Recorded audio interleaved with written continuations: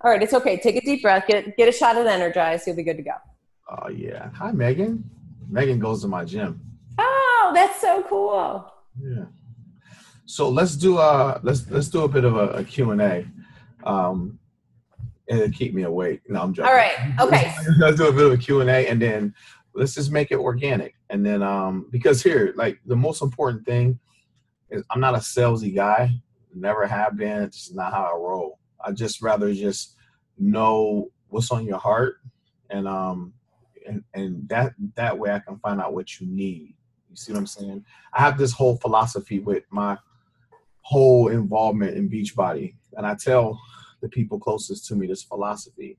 I always want to be a part of something that I'm needed. I never want to be a part of something that I'm wanted, because if you're wanted, then you're easily disposed. That they can say, I want you now, I don't want you later. But if you need it, you know that there's going to be a movement.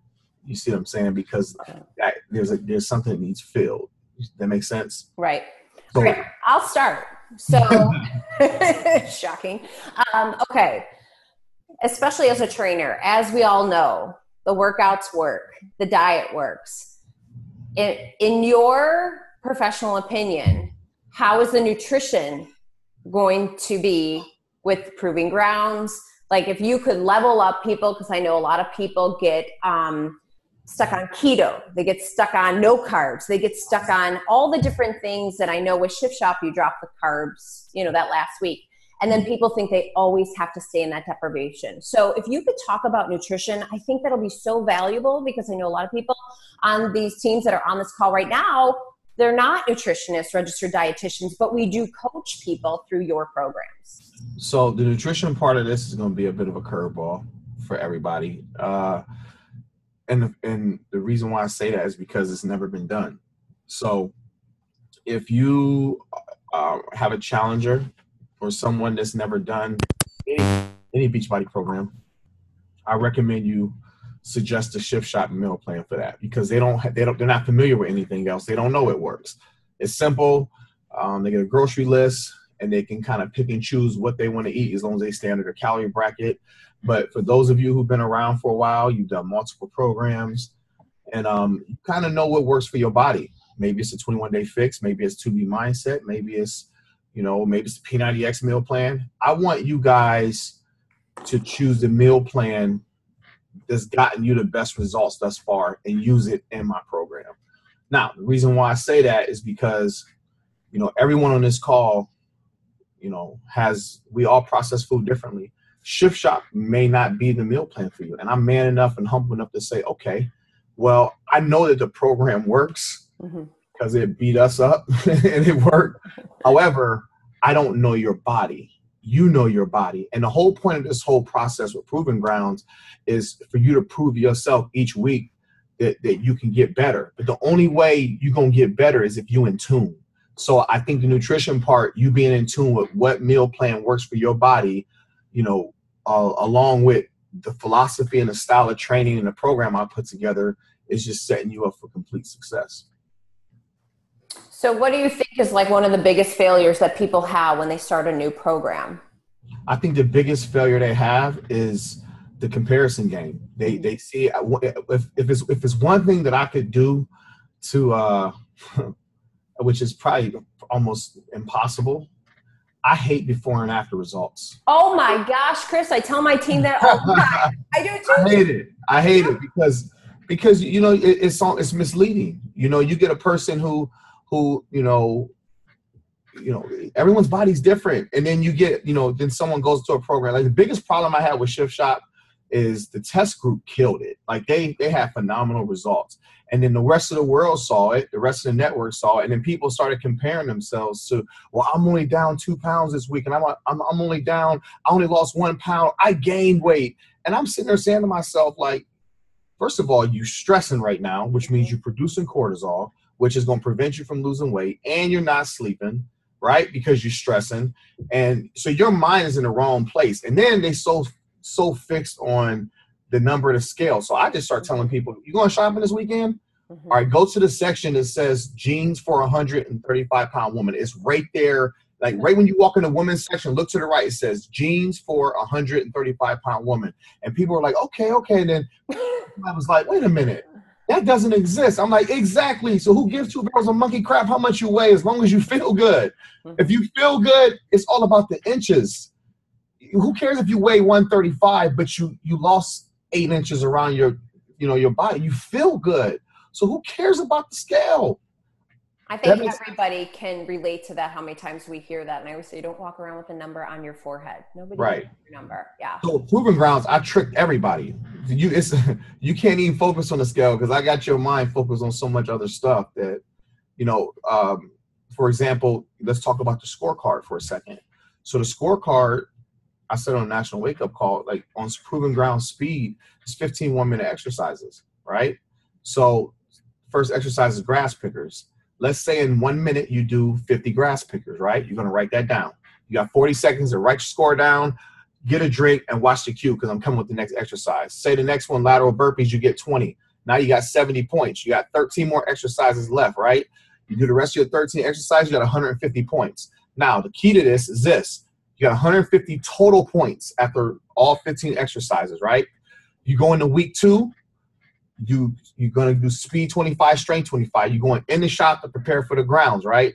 So you're working on your technique, working on your conditioning, because you're going to test at the end of the week again to beat prep week score.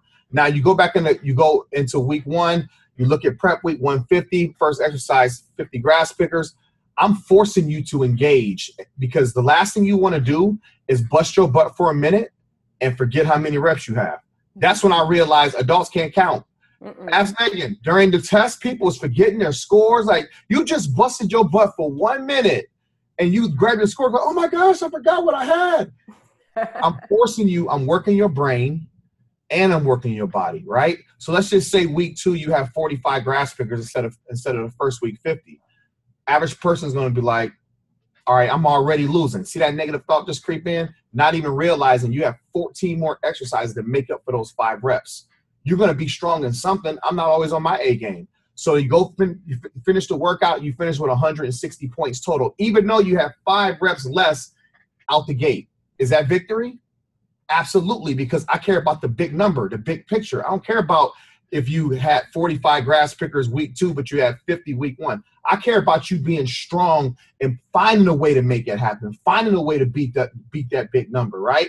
Then you go into 35 series, same thing. Test again Friday and Saturday, speed and strength.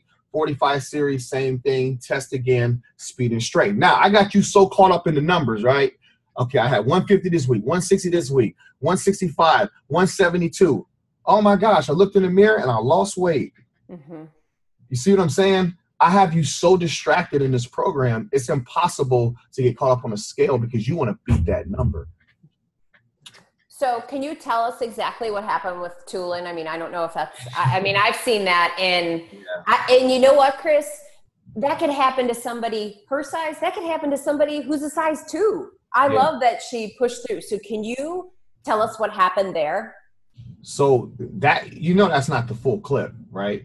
I know, because we only saw – so there's a part where Tulin, she's a coach, and she broke down. And I was like, I've been there so many times. Yeah.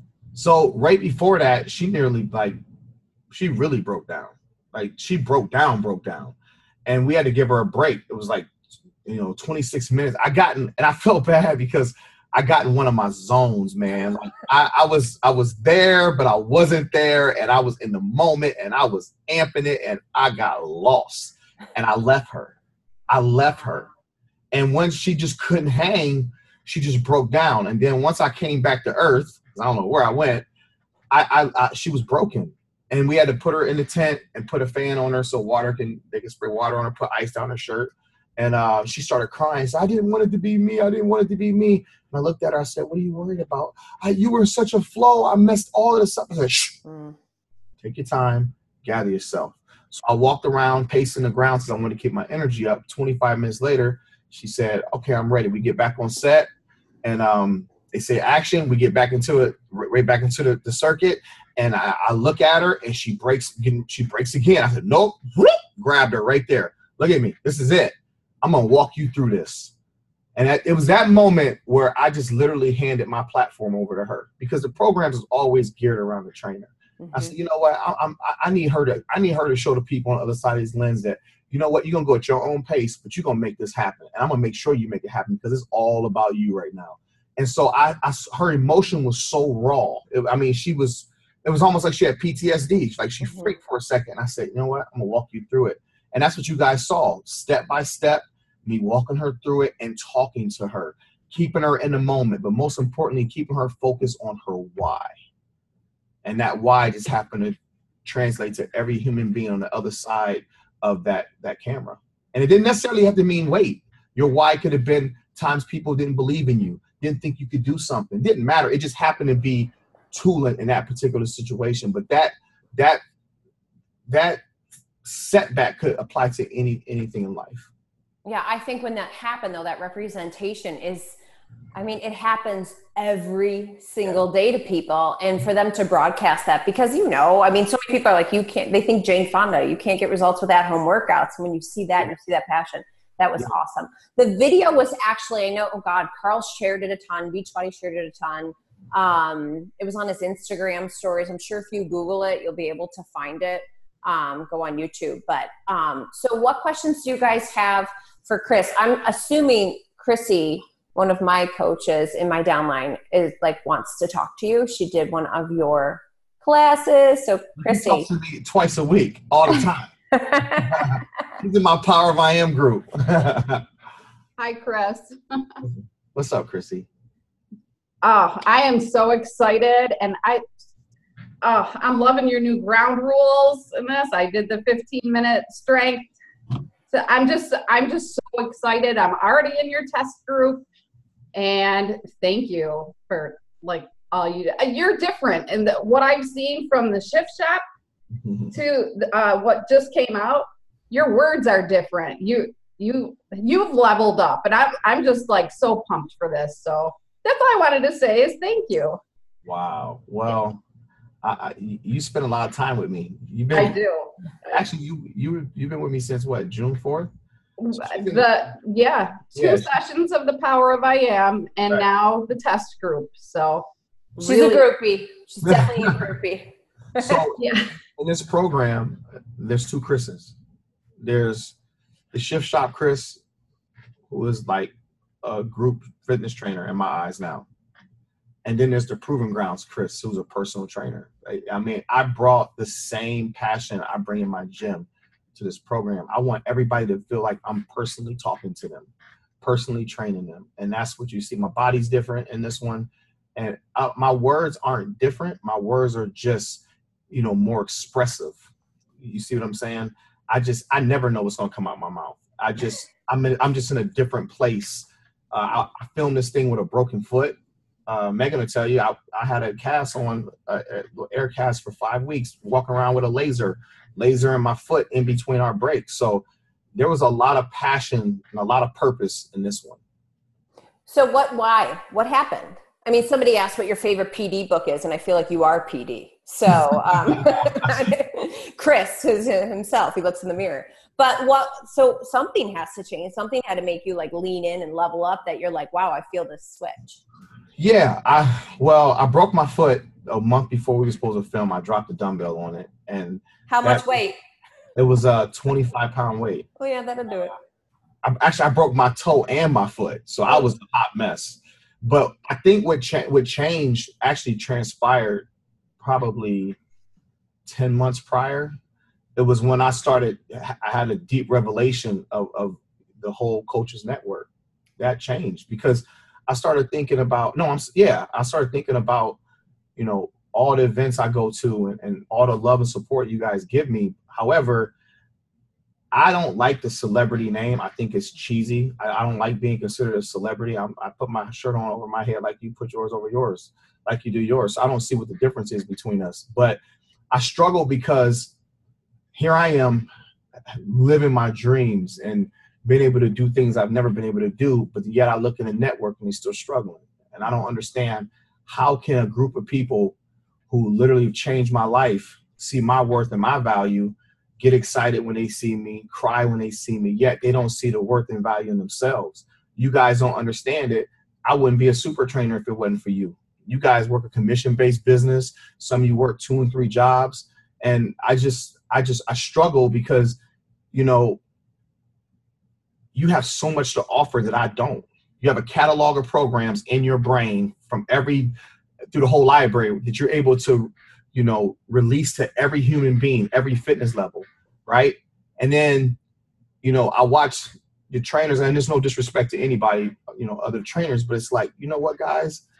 If it wasn't for them, we wouldn't be here. If it wasn't for them, you wouldn't have that house, you wouldn't have that car, you wouldn't live the life you're living. So why are we leaving them out to dry? So I got off the platform. I got in the trenches with the coaches. I start working with coaches. I start helping them to first and foremost work on their identity. Let's forget about my program. Let's forget about money. Let's forget about challenge packs. Let's find the root of this. And the root of it is the lack of self-love. You know, coaches are struggling in their business because they don't love themselves. Deep down, they don't love themselves. What they do is they love the opportunity. Well, you got to love yourself in order to love the opportunity. You see what I'm saying? When you love yourself, you have a different confidence about you, right? You feel good. You want to express what you have to offer. But when you don't love yourself, you become pushy because you have the pressures of life and the pressure to perform and the pressure to sell, the pressure to build. And then you got competition that you're looking outside of here. You'll never see me compete with another super trainer. I don't think any of them can compete with me anyway because I offer something none of them offer. That's real life. And I offer engagement. You see what I'm saying? I offer a humble approach. I offer a sense of heart and a sense of passion that I really love you guys. If it wasn't for you guys, I wouldn't be here. So that's why I said all that other stuff don't matter to me. That's why I'm on an island by myself. I love being on an island by myself. I love being different. I don't want to be in a one's clique because I can't be in someone's clique and still get my mission across. You see what I'm saying? So, you know, my challenge to you guys is this. You know what you want. You know why you signed up for this business. You know exactly why you signed up. If it's the independence to be at home and to be able to provide for your kids, your family, yourself, and, you know, to have a successful business, put that to the side for 1 second. Look in the mirror and love yourself right where you are. I don't care how much weight you need to lose. It ain't even weight. You know what it is? It's depression, fear, worry, anxiety. Get rid of those 4 things and the weight will fall off. But I want you to start loving yourself right where you are. You love yourself. Like I said, you're going to have confidence. When you have confidence, all of a sudden you're going to become infectious. When you become infectious, people are going to be drawn to you. You know why? Because you walk in light. Most of the world lacks what? Love. So become love. Once you become love, people who need love is going to come to you. And they're going to ask you, why is it something so special about you? When you walk into a room, your presence demands attention. It's not about what you say. It's about who you are. You carry that brand, right? And you walk in there, and they want to know, why is this person why did they just demand all this attention in this room? And what do you do for a living? I'm a coach. What do you mean you coach? Then you share your business. Now you sharing your business from an infectious standpoint instead of a pushy standpoint. Who wouldn't want to be a part of that? And I tell every call more, you guys aren't gravitating me because of my white teeth and my smile. No, it's not. It's because you know I love you. I couldn't be the person I am. I couldn't be motivational. I couldn't be inspirational, whatever you want to call it. I couldn't be as impactful as I am if I didn't love myself. But I love myself with a humble love. I love myself enough to share with you the secrets to success. And that's what it is. It's not about the booty shorts. It's not about the abs. It's not about, who cares about that? Mm-hmm. Your body's going to get old. It's going to get wrinkled. But that desire, that passion, that purpose on the inside of you will last forever. Jeez, I feel like I need to watch like a Hallmark movie or something right now. Okay, so I have to ask. I mean, I know what you said about it does become this celebrity event. And I was guilty of it the first summit. And then afterwards, once you get to like talk to the trainers, just like Chris said, you're like, they're just regular people. But I think a lot of times when people do that, it's almost like they're putting people on a pedestal and they're giving themselves permission to be like, well, I'm not like them. And they put them on this, and it's almost like, well, it's an excuse to let you off. So, Chris, I don't know if you came out of the womb talking like that, but like, what made you be the person that you are now? Did you always have that self-love, or were you like molded into that from past? Here's what's crazy. I actually grew up abused, adopted. I was molested twice before I was 6. Oh. My father wasn't in my life. My mom was a prostitute. She was a drug addict. So I was adopted at a young age. I didn't even have the blueprint to love. I didn't have a blueprint of family. I had no balance. I had nothing. You see what I'm saying? The only person I loved unconditionally was my grandma. She died when I was 12, which put me back in the foster system. So I had all these insecurities. I had all these doubts. I had all these fears. I had all these worries, but I always had a leadership mentality. I'll never forget, you know, I was always the kid that sat at the lunch table with the people that were in special ed or, you know, some form of, you know, group that doesn't fit with the non-popular people. And because I saw myself in them. I was the kid that wore the plastic shoes to school, the dirty clothes. You see what I'm saying? Mm-hmm. And I always had a desire and a heart for people. But once I stepped into my purpose, that's when it just went to a whole new level. I've always been this person. It's just on another level because of my platform. And I have a sense of identity. If I didn't have a sense of identity, I wouldn't be this person. So to me, it's like I done been through so much in my life. What am I cocky about? Cockiness is really fear. Arrogance is fear. So what are you afraid of? Most people are afraid of themselves and how great they really are. You're not afraid of the person next to you. You're afraid of who you really are, but you just in a delusional state. You see what I'm saying? I'm telling you guys, this is not hard. I'm telling you, once you get this self-love component down, everybody's business is going to take off because you ain't competing with anybody. And that's why Proving Grounds is such a perfect program, because I'm forcing you to compete with yourself, because it's all about you being a better version of yourself today than you was yesterday. And that's the honest to goodness truth. My Power of I Am group, they will tell you, it's about 3 of them on here now. They will tell you this is the same stuff we talk about in the group. And I box them into it. I make them go out on dates by themselves. Get to know yourself. Go out on a date. And people are like, I can't really go out on a date with myself. You're afraid to be alone. You're afraid of you. How are you afraid of you? You see what I'm saying? So I'm not afraid. I love being by myself. With my 4 kids, I'm like, no, leave me alone. Okay, guys, just a few more minutes, but please, anybody have a question? Unmute yourself. We have almost 100 people on this call. I know some. Yeah, 15 minutes. Come on, ask away. Oh, good. Okay. Okay, I'll go. Thank you. Yeah. Hi, Britt. I'll go. Hi. Hey, Chris. Okay, so I know the story. I think I know the story. What did you think when you were first contacted by Carl Daikeler or Beachbody when he found you on YouTube, right? Like, wasn't that how it came about? And what were your thoughts, and how have you changed since the Beachbody journey of your, trainer life? You want to know the honest to goodness truth? Yeah. I was like, they were supposed to call. Somebody was supposed to call because I was confessing it. In my letter I wrote to myself, I said that I'm going to partner with a company via YouTube or some form of social media and do great things. I just didn't know who was going to call. It was already locked in my mind. I didn't know if it was going to be Nike. I didn't know if it was going to be Reebok. I knew somebody was going to call me because I convinced myself that somebody was going to call me. And the only thing that's changed is I became more popular. That's it. I'm still the same person that I was before this. And that's why I'm able to really enjoy the journey and the process of it, because I was already this person. You know what I mean? There's nothing to get over. If I get caught up in this, guess what? I'm going to ruin and destroy every human being that I have influence over. You know why? Because it's going to be about me. And once it becomes about me, then I just lost. There's no point in even doing this anymore. That's when ego takes over. That's when you start separating yourself from people. You think you're better than people. And that's not what a true leader is. A true leader is a person that walks with his people, walks in front of his people, and that means walks in front to lead them, gets on the mountaintop, reaches down, grabs his people, pulls them up on the mountaintop so they can see as far out as the leader can see. Most people get to the mountaintop and they leave their people down at the chaoses of the world at the bottom. How you gonna be a leader and you leave your people at the bottom? Why? Because you're afraid? Afraid of what? Put them up on the mountaintop. The sky is endless. If you look afar, that's endless. It don't end. So what are you afraid of? True success is when it leaves your house and going somebody else's. Period. That's just truth.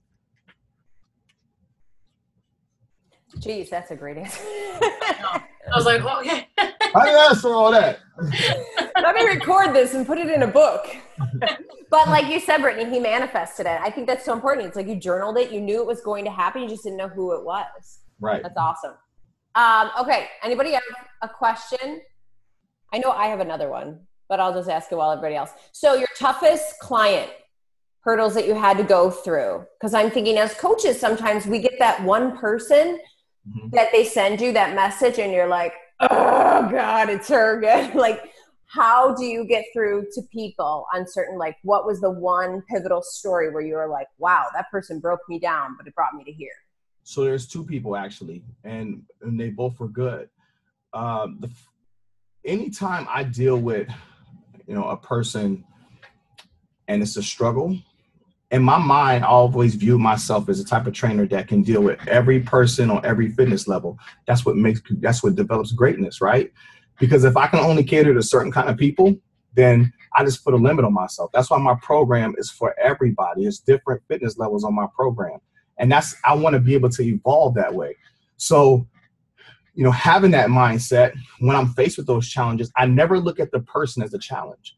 I look at myself like, okay, this person's here for a reason, to develop something on the inside of me so that I can be more well-rounded. So I embrace that. That's why in the Shift Shop, that shop rule, celebrate the challenge. That's what it is. This is a good thing because it's something on the inside of me I need to fix or mature in so that I can be able to change this person and help give them the outlook for people who represent them. That makes sense? Mm-hmm. And the second most challenging thing that I had to do was Allison. Believe it or not. Yeah, Allison, she's the first person that I can honestly say. And here's the crazy part. Allie, she used to run all the groups, like the Downing University. And I never even asked her to do it. She would send me a message, hey, I made a calendar for you. And it's just, she was hands down like the most consistent person I ever had in 41 years of my life, right? And one of the other things is I never delegated because I always had to take care of me and take care of things. And so she broke me down to the point where she made me trust her. And I literally handed over my brand to her. Like, I can't even tell you who I have to talk to at 8 o'clock. She knows. Allison knows everything about me down to when I go to sleep. She's the first person I talk to in the morning, usually 4:15, 4:30 in the morning. She knows what time I'll wake up. It's always some kind of text about something. She knows more about my life than I do. And so to be at this level, I realized that I can no longer do everything myself. That's why when you build your team got to think like you. Your team has got to speak like you. They got to compliment you. You see what I'm saying? Mm-hmm. So that was probably the second most challenging thing because I gave her resistance in the beginning and she just stayed firm. I'm like, fine, here, you want it? You can have it. Take it. That's awesome. Okay. Next question. Who has a question? I have a question. Awesome. Hey, Chris. I'm starting in your Power of I Am group that's coming up in like 2 weeks. So looking forward to it a lot. Chris, you told us all a lot about it, so I'm all in. Wanted to ask, I have some new people who want to come on board, and I'm wondering if Proving Grounds is going to be a good starting point for them, or if I should start them out with something else first and then ease them into Proving Grounds. Sorry, I've got a movie on in the background. So as far as that, first things first, you want to find out what they really want. What do they really want? I will tell you that with Proving Grounds, we added a prep week. You guys heard about that, right? It's the 2 15-minute workouts. Most of you guys probably should have done it already. It's on BOD. It was the 2 15-minute workouts and then the prep workout, the free workout. And the reason why I added 2 15-minute workouts is because 2B Mindset actually influenced me. It really did. I thought it was brilliant to have that 2B Mindset approach. And I'm thinking that would be perfect for those people that are doing that program also because it's just 15 minutes. Mm-hmm. It's just, you can move for 15 minutes. They didn't know when they pressed play. Oh my gosh, this is 15 minutes. No, but it gave them an opportunity to take their time, no pressure. I knew that I was going to speak to them like through the screen. And then for the athletes, I knew for 15 minutes they was going to crush it. So I'll just be honest with you. I think what I bring to the table is it doesn't matter where you are in your fitness level. You can start any of my programs because it's for everybody. So, I mean, you can send them to another program if you want, but you want a person to develop from the inside out first. What good is it to go into a program, lose 15, 20 pounds, get out of the program, never change your mindset and put it back on and some? See what I'm saying? At least I know in my program, they're going to get personal development while they're working out. Mm-hmm. That's for sure. Okay, next question. Chris, what's your favorite treat? I always like to ask that question. Really want to know? I want to know, like, what is your, like, oh, no, you didn't. Yep, Allison, tell them. See, I told you just watch how much she knows me. Go ahead. What is it? Kettle corn popcorn. Really? Indiana kettle corn popcorn. And it's crazy. It's like I like there's a couple like treats I like, and I'll just be silly and tag the company. And the company, you know how they'll look and they'll go check out some person's profile. I start getting all these emails. Can we collaborate? I'm so afraid to tag Indiana popcorn, man. Because if they say collaborate, I'm all over it. And I'm going to put on like 100+ pounds. I know it. There's your before and after. Well, I'm not tagging them. You'll get free popcorn. I can't do it, man. I can't do it. Oh, that's awesome. Okay, next question, guys. Go ahead, Tina. You don't have to raise your hand. Just unmute yourself. I just happen to see you. Hi. So as soon as you started talking about people not having self-love, not being able to lose weight, one of my girlfriends popped in my head. She's been with me on this journey like 2-3 years, and she can just not make any progress. And this morning in our To Be Mindset group, she finally admits that she really struggles with self-love. Do you have any good personal development or anything I could recommend to her? The Power of I Am. Yeah. It's 9 weeks. It's a group? It's intense though. Hold on before you say okay. It's 9 weeks of a lot of Kleenex. Like it's for real, because in that program, you know, we start out week 1 with forgiveness, and you got to go back in your past and remove the anchors on your life. And those anchors are those things that's held you back, that's holding you, carrying to your kids' graduation, carrying to your marriage, carrying to your business, the anchors of life of some form of unforgiveness you might be holding on. Once you remove that, the next person you got to forgive is yourself. Forgive yourself for allowing you to hold on to that long, but most importantly, forgiving yourself for not loving yourself, not believing in yourself. That's a whole nother Zoom call. But I feel like one of the things that we got to get, guys, and this is what's really blessed me as a trainer when I talk to coaches and work with coaches, is I don't know your story, man. There's a reason why you're inconsistent. There's a reason why you don't love yourself. There's a reason why you don't believe in yourself. Some coaches, you guys give them the blueprint to success, and they're all about it. That's because their purpose resonates with it. And all of a sudden, they get stagnant on you. You know why? Because every time they try something fell apart, and it's in their subconscious, right? So now they're really afraid to commit because they don't want to get their hopes up. That's what makes you brilliant as a coach, because it teaches you how to walk with people through the trenches, through the hard times of life. It's not about rank, guys. It's not, I promise you. It's about chasing people. Never chase money. You chase people, money will find you. Trust me. But it's all about people in this world. We all resonate. If you have a heartbeat, we have one thing in common, and that's love. If you're an animal, you want love. If you want insects, you want love. If you're a human, you want love. That's why I keep telling you, the foundation of your business has to be love, and it's impossible for you to fail. It's impossible. I feel like we should all give hearts right now. It'd be a great screenshot. That's exciting. Okay, next question. Please don't raise your hand because I'm trying to circle through all the faces. So just unmute yourself. If anybody wants to know about the Power of I Am, I'd be happy to talk to them privately. I've spent the past 18 weeks with Chris, Monday, Thursday, and Saturday for the Super Shift Saturday workout. Message me. I'll talk to you privately. It is life-changing. So that's all I wanted to say. Thank you. Yeah. Any other question? I have a question. Okay, ask it. So I love that in your program you have, we'll just say, plus size people in it, showing them the grit and the hard work of it. So was it your choice to have Tulin inside of Proving Grounds, or whose choice was that? And why did you decide that? 100% mine. I chose my cast.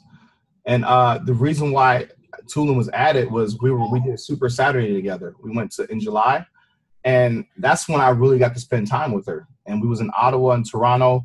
So we did the Ottawa event. We're at the airport in Toronto, flying there together. And she's like, you know what's on my bucket list? Because we're talking about bucket lists. And I said, what's on your bucket list? While I'm eating Twizzlers. And she was like, I love, when I fly, I got to have Twizzlers. I just do. Okay, I got Indiana popcorn and Twizzler. There you go. Now you know a lot about it. It's all coming out now, Chris.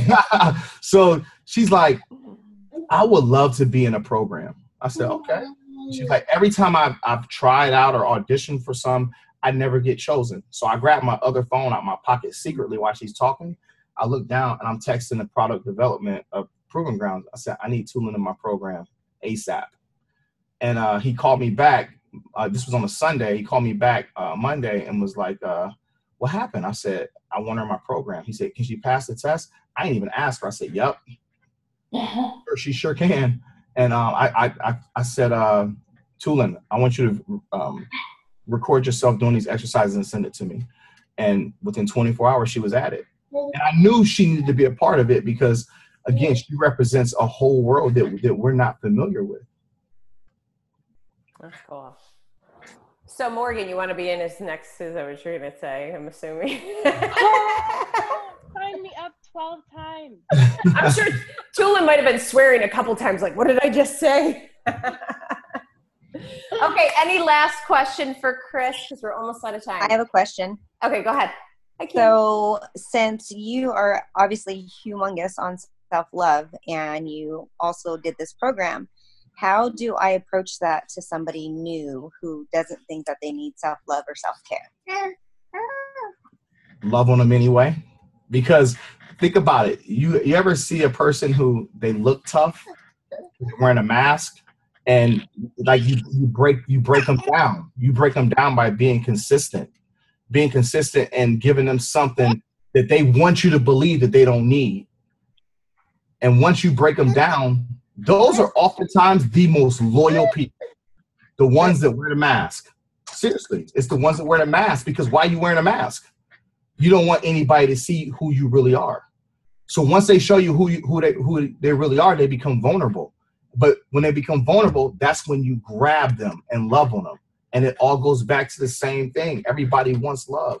Everybody wants to be supported. I said on a national wake-up call, sometimes you got to believe in others more than they believe in themselves. Mm-hmm. And that's facts right there. Think about it. You guys all right now have so much ability to change the world. Like I remember we was in Raleigh and Aaron, you remember? Aaron, it was the most precious thing. We were out to eat, and she walked up to me and she was just like telling me she was losing her eyesight, right? And I'm just, this is crazy. She's telling me, starts crying, talking about the event, and she was talking about her husband, and she was like, she's losing her eyesight. And I said, she's basically giving me that speech where I just want to have all the fun I can have now because eventually I won't be able to see because it's deteriorating. I said, well, Aaron, what do you want? She said, well, I really want to see. I said, then see. And she looked at me like I was crazy. She said, what do you mean? I said, then keep. I said, you know what? When you read, take your glasses off. Even if it's for 5 minutes, and celebrate that you saw good for 5 minutes. Like practice gratitude until you can fully see. Go outside where it's bright, take your glasses off and just look around. Because if that's what you want, then you obligated to have it. That's your eyesight. You don't let nobody take your eyesight from you. You eat every fruit, every vegetable that supports eyesight in the physical. Why in the spiritual, you have the faith that you can see.